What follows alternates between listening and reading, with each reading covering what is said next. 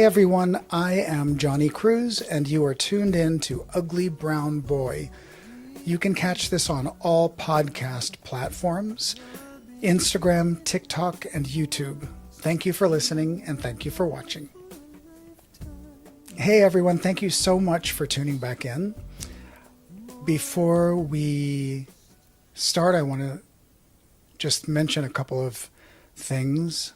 Number one, I want to apologize for all the noise that gets picked up by this microphone in the recordings.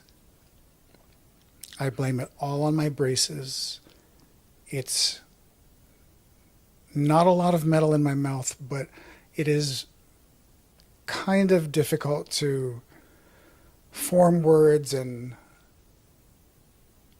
make sure that there isn't a lot of wetness and popping coming from my mouth. I just noticed everything in editing, so I'm sorry about that. And you probably haven't noticed any of that, and you're going to pay attention to that for the rest of the episode. But anyway, hopefully everything sounds fine. This screen that I purchased, as cute and pink as it is not really working the way I would like it to, at least not with all this metal in my mouth. But anyway, I'm back. I was away in Vegas visiting family, no gambling, just visiting family and seeing my little munchkin, little peanut out there, 1.5-year-old Atlas. And we had a lot of fun. There's something about that dry weather that really, I don't know, it had not the best effect on me this time around. I much prefer this super humid, soupy air weather. But one of the other things that I wanted to mention to you is I have another podcast coming out. My best friend for, I don't know, close to 30 years now, probably. He and I have been talking about this for decades, because whenever the two of us are together, only lunacy and nonsense ensues. And we're best friends for a reason. We have really good chemistry, so we figured it would be a good idea to do some kind of show, but maybe that will come later. In the meantime, we're creating this podcast called Poochie Crunch. Yes, Poochie Crunch. And it's a term that we coined years and years ago when we were little baby gays living in Connecticut, which is where we met, coincidentally. So it will be really cool because since Connecticut and New York, we have not lived in the same city, and we communicate through various means, and the podcast will be done remotely. And it'll be even more remote because Donnie in July moved to Amsterdam in the Netherlands. So we just have to work out all the time differences and all of that stuff. But Poochie Crunch, it will be coming soon. I'll keep you posted on this podcast when it'll be coming out in all my socials as well. Poochie Crunch was and is a term that we started using when we were living in Connecticut and being the little club gays that we were back then. We labeled anything that was fabulous and amazing as Poochie Crunch. Where that came from, I don't know. That was all Donnie, I think. I don't know. Maybe I had something to do with it, or who knows. But that's the podcast, and that's where it comes from.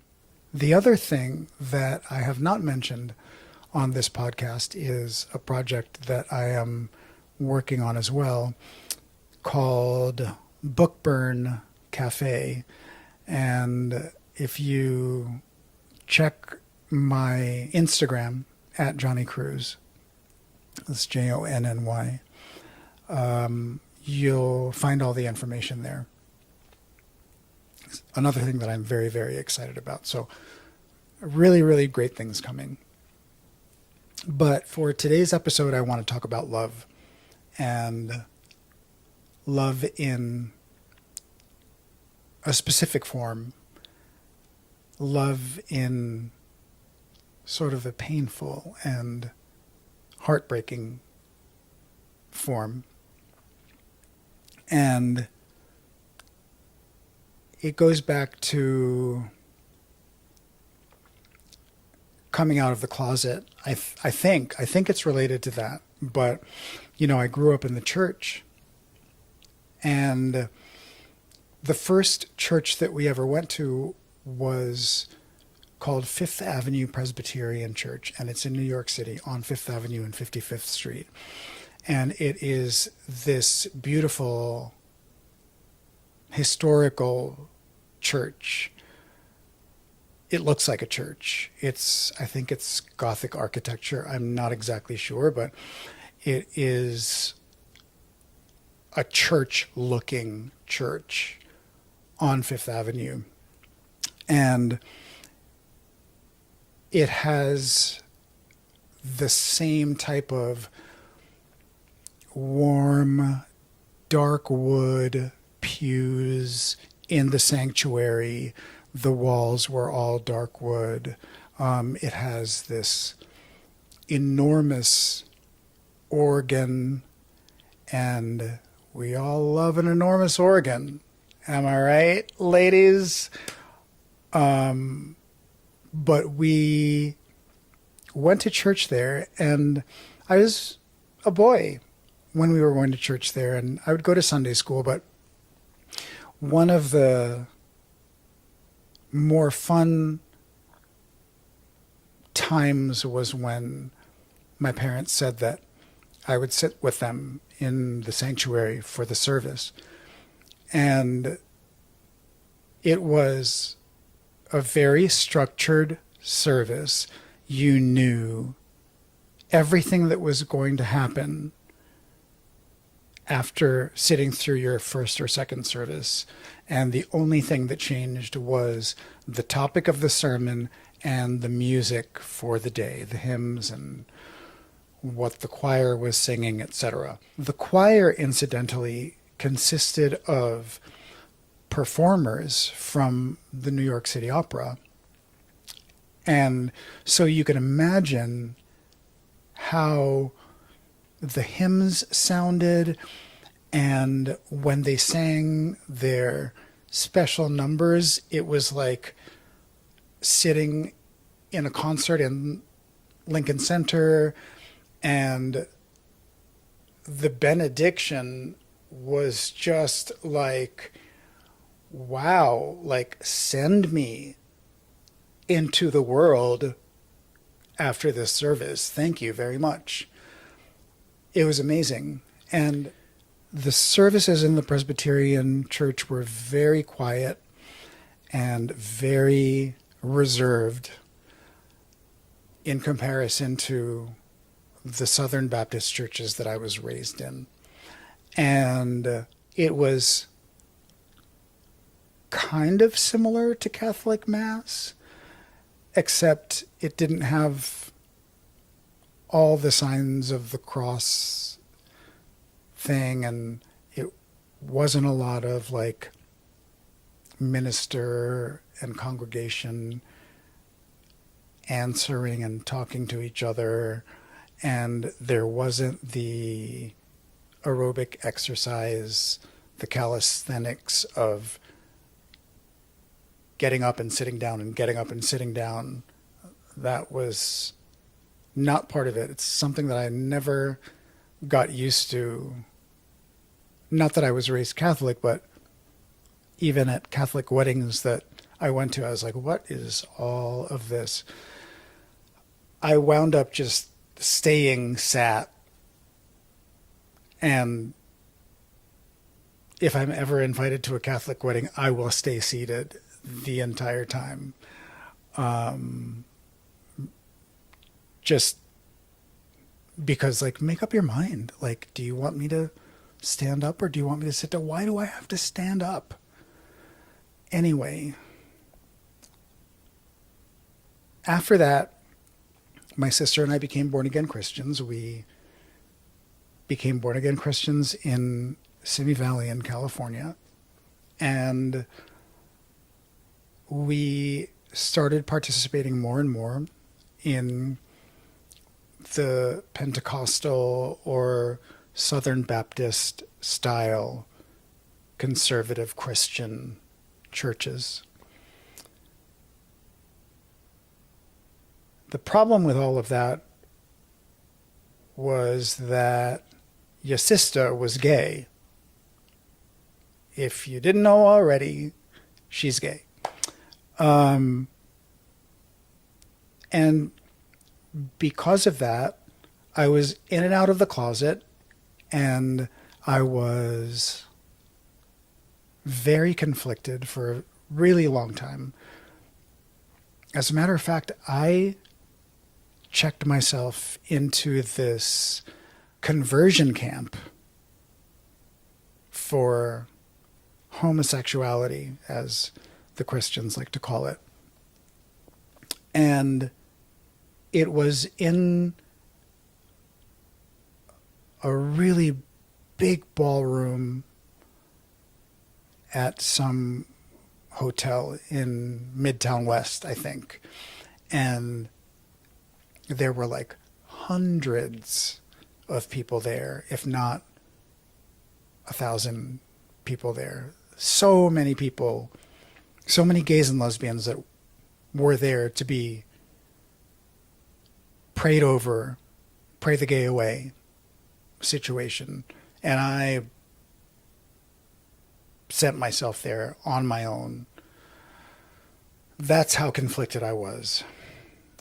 But when I finally decided, okay, I'm just going to be out. I'm going to come out.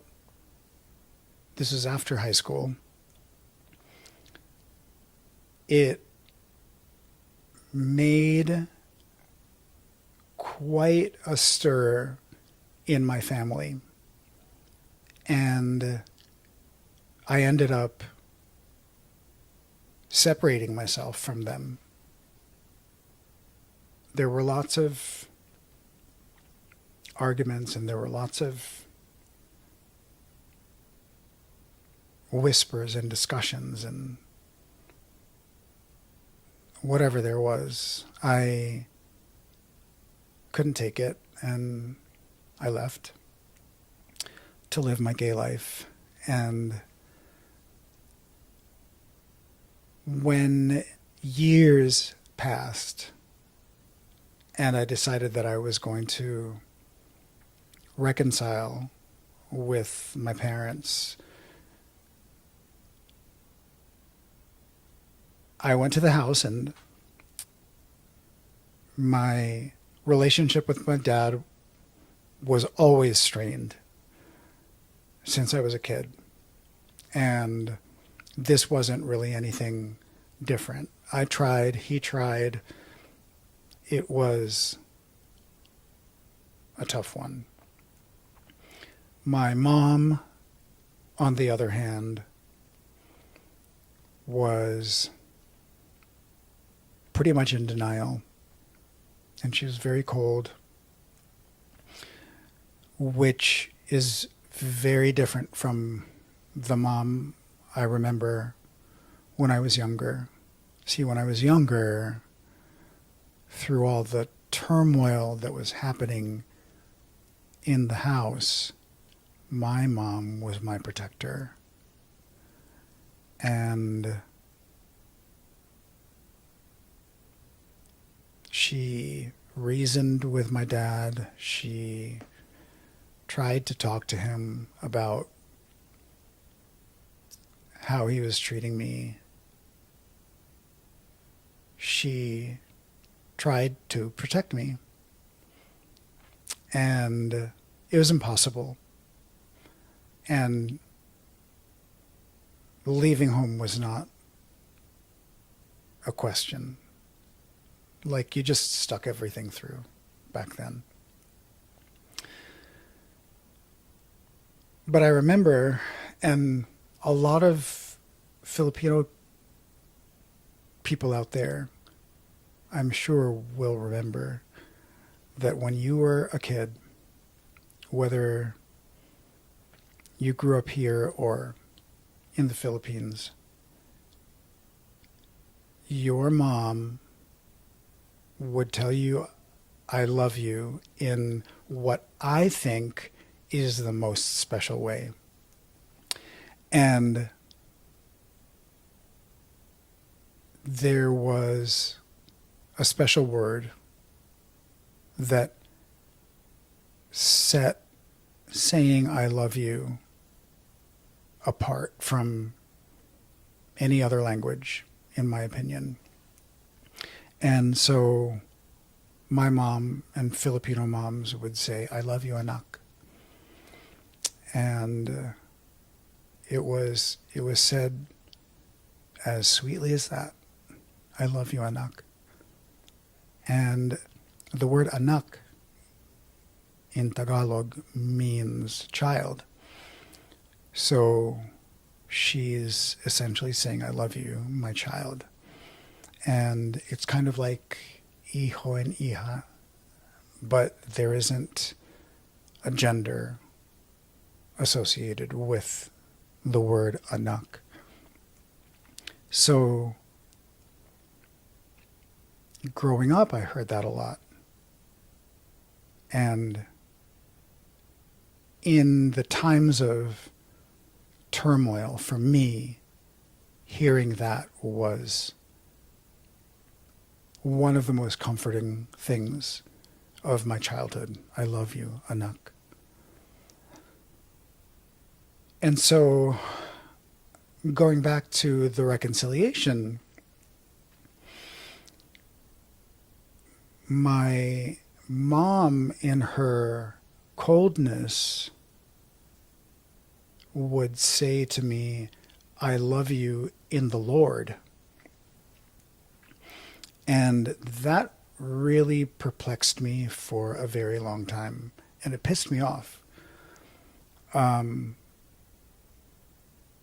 When you say I love you in the Lord, it's usually when the pastor, in the middle of the service, says, turn to your neighbor on the right, turn to your neighbor on your left, behind you, in front of you, shake their hand, and say, I love you in the Lord.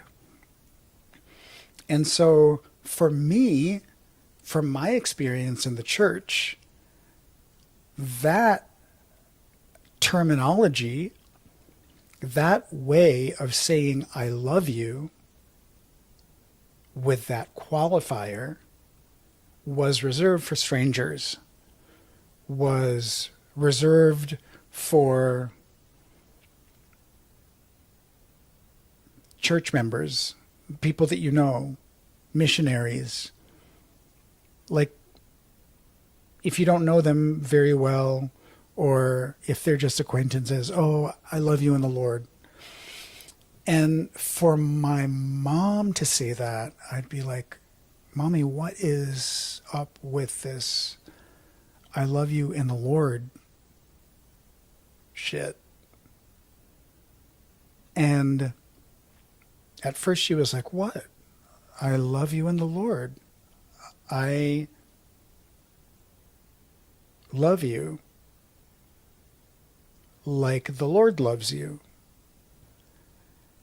And for me, as her child, I was like, okay, I get that the Lord loves me, but can you leave that Lord love to Him? And can you just tell me I love you? Can you just go back to just saying I love you?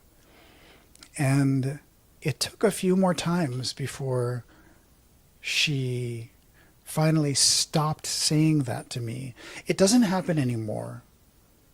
It's much, much more different now. And I love my mom so much, and I know that she loves me. I'm sure secretly she loves me in the Lord. But when she tells me I love you, it is back to I love you, Anak. And I am so grateful for that, because it's not only is it a piece of my childhood, but it is just that warm little nugget. It's like a warm chocolate chip cookie right out of the oven being handed to you. And oh my God, even when I just think about it, it makes me feel a certain way. I love you, Anak. And I don't know if she really understood what I was trying to say, but I'm grateful she warmed back up to me. And I am so thankful that she stopped qualifying her love. And even in my own life, when I meet people, if I've known them for a short time, if there's a special connection that I feel towards them, I'll say I love you. And I will make it awkward. I don't care. I love you is a phrase that is not said often enough. And we need to take all the qualifiers away, and we need to use it with each other more often. Especially these days in this country, there are very few ways left that we have to combat all this hatred, and saying I love you without a qualifier can mean the world to someone that is feeling like shit, feeling empty and alienated. So with your friends, with your family, your loved ones, tell them I love you more often. Think about it. It doesn't take that much to say. And if you say it enough, you can get really comfortable saying it to people who you think might need it. Just say it. I love you guys. And I thank you for listening and tuning in. And I will see you next Tuesday.